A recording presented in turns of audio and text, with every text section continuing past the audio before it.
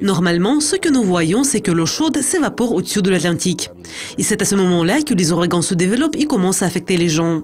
Et nous avons vu des zones très durement touchées. Il s'agit surtout d'un certain nombre de pays du nord des Caraïbes, y compris les États-Unis.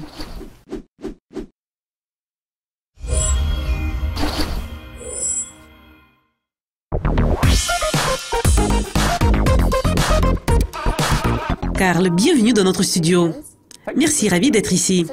Aujourd'hui, nous allons parler des Caraïbes. Et récemment, il y a eu de terribles tempêtes dans les Caraïbes. Donc, pourriez-vous nous expliquer pourquoi ces tempêtes se sont produites? Oui, il y a eu de très fortes tempêtes l'automne dernier.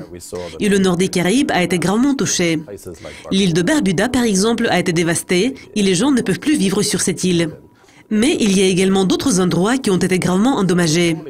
Donc, normalement, ce que nous voyons, c'est que l'eau chaude s'évapore au-dessus de l'Atlantique.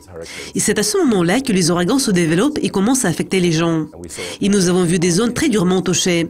Il s'agit surtout d'un certain nombre de pays du nord des Caraïbes, y compris les États-Unis. S'il s'agit des Caraïbes, il est à noter que nous observons actuellement une dégradation des récifs coralliens. Quelles sont les causes de cette dégradation? Il y a quelques années, nous avons vu que les récifs étaient gravement endommagés, partiellement à cause des maladies qui traversaient le canal de Panama, mais aussi à cause de la surpêche dans certains endroits. Et cela a entraîné la dégradation des récifs. En plus, au cours de ces quelques dernières années, nous avons observé la hausse des températures de l'eau, ce qui avait provoqué le blanchissement des coraux. Par conséquent, beaucoup de coraux sont morts. Et en plus de cela, de forts ouragans, tels que nous avons récemment enregistrés, peuvent également avoir un impact négatif sur les coraux.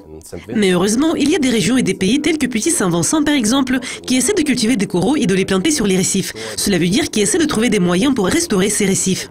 Donc je pense qu'il y a actuellement des développements et des événements encourageants dans les régions des Caraïbes. Comme nous le savons, les Caraïbes représentent une destination touristique très populaire. Quelles sont les conséquences économiques des dommages que nous avons constatés? Les entreprises, comment peuvent-elles se protéger contre ces risques à l'avenir? Je pense qu'il est vraiment difficile de se protéger contre les risques. Si vous avez une petite entreprise dans un de ces pays, elle pourrait être durement touchée. Et cela va vous prendre beaucoup de temps pour la reconstruire. Heureusement, il existe des moyens qui pourraient aider les entreprises à s'assurer contre certains risques dont nous venons de parler.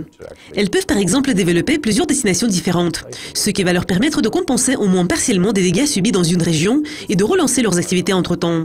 Cependant, nous devons comprendre que cela va nécessiter beaucoup d'investissements et aussi une aide de l'extérieur pour aider à reconstruire les régions touchées. Nous avons une photo sur l'écran derrière nous. Vous avez pris cette photo vous-même pendant votre voyage aux Caraïbes.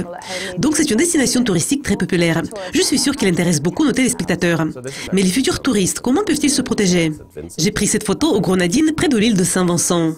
Je pense que c'est un endroit fantastique. C'est une destination vraiment intéressante.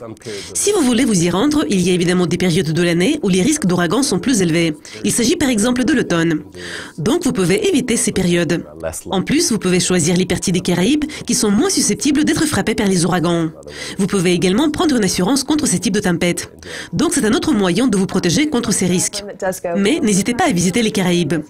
Merci de votre participation aujourd'hui. Merci, c'est un plaisir. Merci à vous, c'est tout pour aujourd'hui. Mais nous voudrions découvrir si vous avez aimé cette interview. Donc laissez vos likes et vos commentaires sur dukascopy.tv.